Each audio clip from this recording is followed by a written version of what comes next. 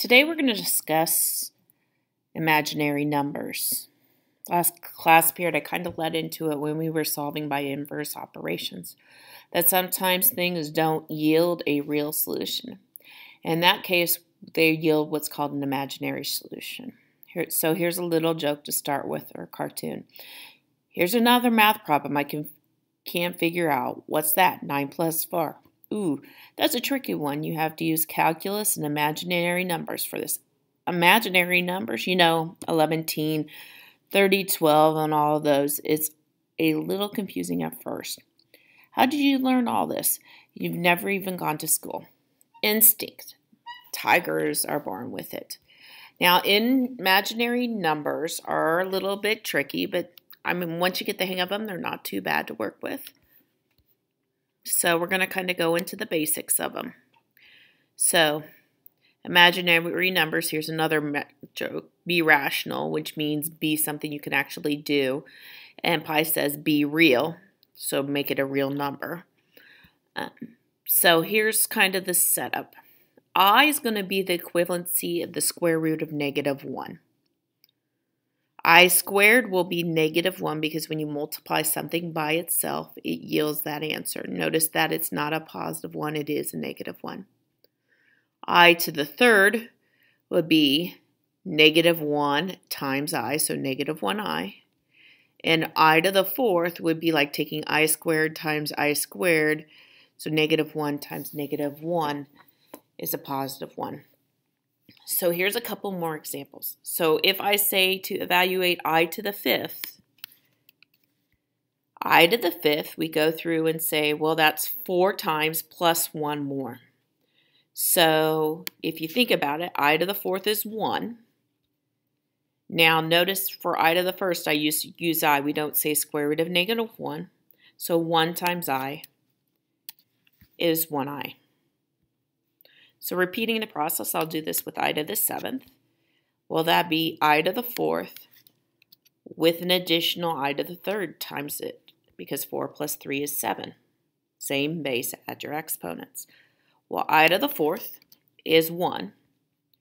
I to the third is -1i. So when you multiply those together, you get -1i or -i. Now you could do these with larger numbers. You could do it like I to the 25th. If you really wanted to break it down, basically you'd have I to the fourth 6 times, because that would be 24 plus 1 more. So that'd be like saying 1 times 1 times 1 times 1 times 1 times 1 times I. So it's just I. So if you notice, the pattern just repeats every 4. So if I want the I to the 40th, I'd take 40 divided by 4 and I get 10 times. But basically that would just put me at 1. If I want I to the 33rd, say, well, 4 goes into 33. 7 times, 8 times, which is 28. And that, well, actually would go in there 9 times, which is 27. So we'd have one more time. So we'd go through this cycle and we'd end up with I, because we would have a remainder of 1. So let's try some basic operations with this. Let's simplify the square root of -108. Well, before now, the answer was no real solution. Because the solution's not real, it's actually imaginary. The reason why we have imaginary numbers is it allows for us to extend our concepts past just the no solution stage. So the square root of -108, I divide up kind of like how we've done in class before. I do -1 times 108. And then I say, okay, what is the largest perfect square that goes into 108? And that's 36 times 3. Now, some of you will combine operations. That's fine. So now I say, well, square root of -1 is I. 30 square root of 36 is 6 times the square root of 3 is 6 square roots of 3. Now, this is not like an iPhone, so we don't say I6. It's just like any other variable. We say 6i square roots of 3. Notice that the I is before the square root and not after the square root. So let's try another one. Square root of negative 245. So I separate it first. So I have the square root of negative 1 times the square root of 245. Now some of you will just get rid of it right away and put an I in front, and that is okay. That's what I would eventually do. So 245 is 49 times 5. So it's I times the square root of 49 times the square root of 5. Square root of 49 is 7. So it's I times 7 square roots of 5, but we don't say I 7. We say 7I. So it's 7I square root of 5. Let's try number 3. I square root of negative 384. Notice there's already an I in front. So repeat the process. I break it up. Negative 1 times 384. I look for the largest perfect square that goes into 384, which is 64 times 6. Notice I went ahead and changed that square root of negative 1 to an I. Well, I times I is I squared. Square root of 64 is 8. So that's 8 square roots of 6. Well, if you remember back, I squared is negative 1. So really it's just negative 1 times 8, which is negative 8 square roots of 6. So in this case, even though we started with an I, by the time we got done, we did not have an imaginary answer. We actually had a quite real answer. It was just irrational. Okay, other operations. Just like any variable, I is basically treated the same way. So if I have 6 I's plus 8 I's, or 6 imaginary friends plus 8 imaginary friends, I'd have 14 imaginary friends. So it's 14I. Notice I don't say 14 square roots of negative 1. I just say 14I. So when you do problems that have both real numbers, like in number 5, it has a 3 and a negative 7 or minus 7, you always write them as a complex answer, which we've talked about. That's a real number plus your I's. So to do this problem, I'm going to kind of regroup. I'm going to say 3 minus 7, which is negative 4. And then 2 I's plus 5 I's is 7 I's. Noticing that I did not combine my imaginary numbers with my real numbers. Okay, we keep those separate. We keep our imaginary friends away from our real friends. So let's try another one. 12 plus a negative 8 minus 11I plus 3I. Well, 12 plus a negative 8 is 4. Negative 11I plus 3I is negative 8I. So we just say 4 minus 8I. Okay, next problem, I'm going to do the same process. This time I have to be careful though because there's a subtraction sign in between these. So I'm going to kind of move things around. I'm going to do 15 minus 9I. Notice I distributed my negative through. It's like a negative 1 in front. So I distributed my negative 1 through. And then I combine like terms. So 15 minus 24 is negative 9. And then negative 9i's plus 9i's, those go away, so there are no imaginaries. So here, even though we had imaginaries in the problem, there are no imaginaries in the solution. Okay, number 8, done the same way. We have our first two terms. We're going to distribute our negative through. So we have 6 plus 3i. Distribute my negative through, I get negative 5. Distribute my negative through, I get negative 7i. Then I just regroup. 6 minus 5 is 1. 3i's minus 7i's is negative 4i's. So that is adding and subtracting. Now we have 2 more processes. We still have to talk about multiplying and then, of course, dividing. So to multiply, if I have negative 5i times 8 minus 9i, I distribute just as if I were any other variable. So, negative 5i times 8, and then we're going to do plus negative 5i times negative 9i. Now, if you don't write down that step, that is okay. But we need to understand that negative 5 times 8 is negative 40i, plus negative 5i times negative 9i is 45i squared. Now, if we remember, I squared is negative 1. So really that's 45 times negative 1, which is negative 45. Well, we do real number plus the imaginary. So we're going to use the commutative property, but since this is a 45 with a negative, we put that first. So it's negative 45 minus 40i. And we do not combine those because we do not combine our real numbers with our imaginary numbers. Okay, let's try another one. This one we're going to actually have to FOIL on. The reason being is I have a complex number times another complex number. So we're going to have to FOIL. So I'm going to take negative 8 times 2. I'm going to take negative 8 times negative 7i. 2i times 4. 2i times negative 7i, which is what I did here. I just kind of wrote it all out for you. Once you have it wrote out, you go ahead and simplify. Negative 8 times 4 is negative 32. Negative 8 times negative 7i is 56i.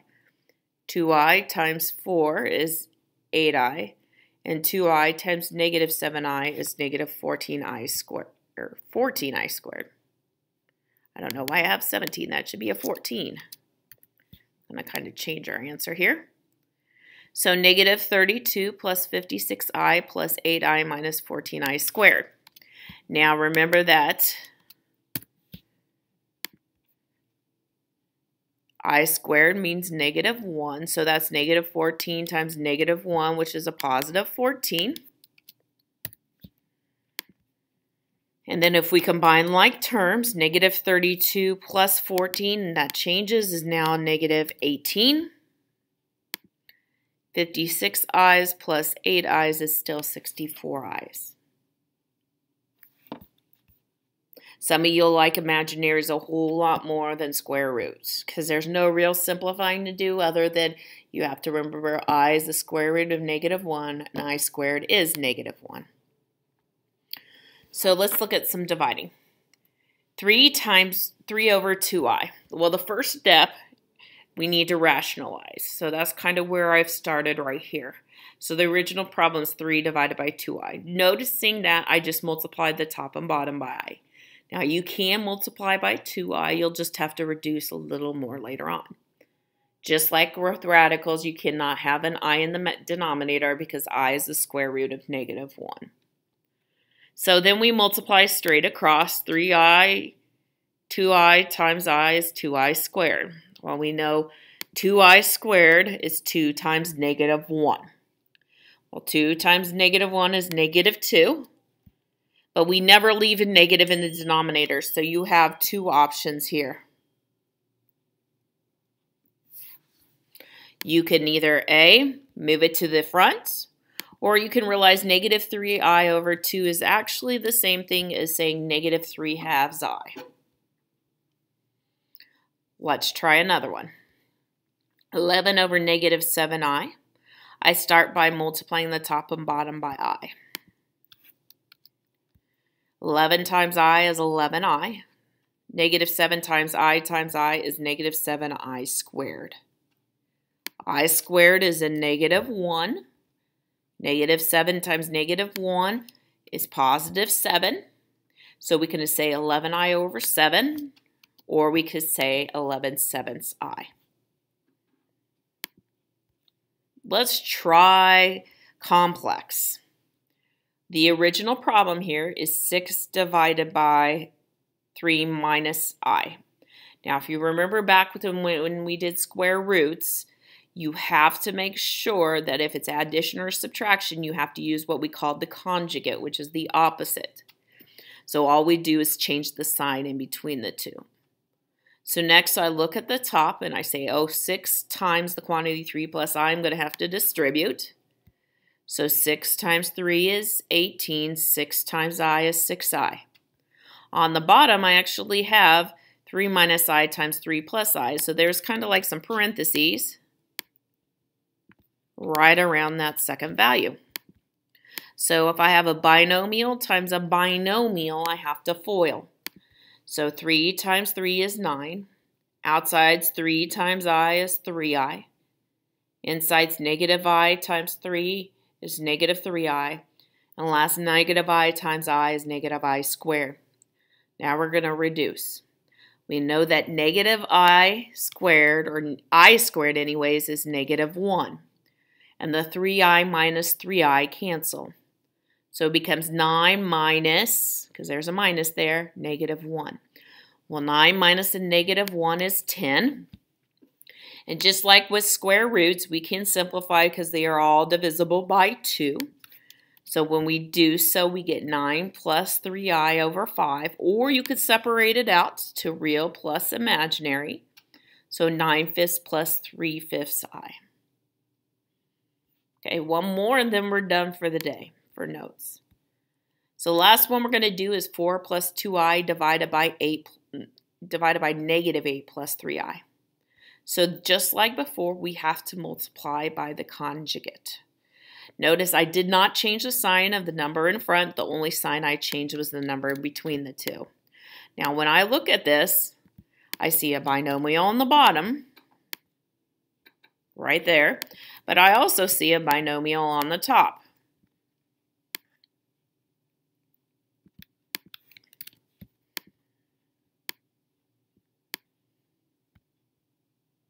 So on the top, I have a binomial times a binomial, which means I'm going to have to FOIL. So to do so, we take 4 times negative 8, which is negative 32. 4 times negative 3I, which is negative 12I.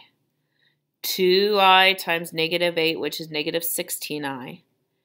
And then 2I times negative 3I is negative 6I squared. We repeat the process with the denominator. Negative 8 times negative 8 is 64. Outside's negative 8 times a negative 3I is a positive 24I. Inside's 3 times a negative 8 is a negative 24I. And then 3I times a negative 3I is a negative 9I squared. We start simplifying. We know that any I squared is negative 1. So by changing this I squared in the numerator to negative 1, it becomes negative 6 times negative 1, which is positive 6. My 24I minus the 24I gets eliminated. My I squared becomes negative 1, so it's negative 9 times negative 1, which is positive 9. Okay, then I combine my like terms. So negative 32 plus 6 is negative 26.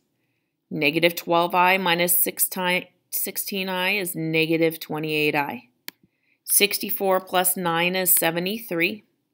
Or you could separate that out into negative 26 over 73 minus 28 over 73I.